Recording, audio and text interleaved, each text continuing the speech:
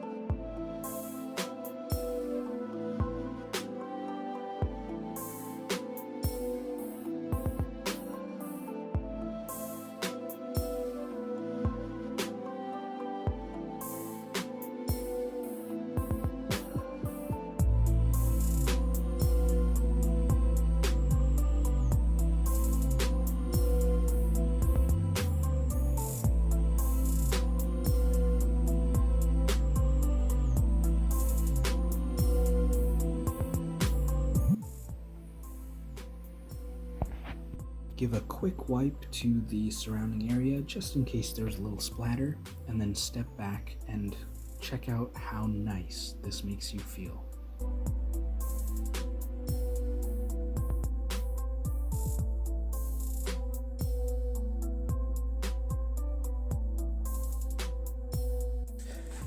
If you like what you saw or you learned something today, please leave a like and subscribe.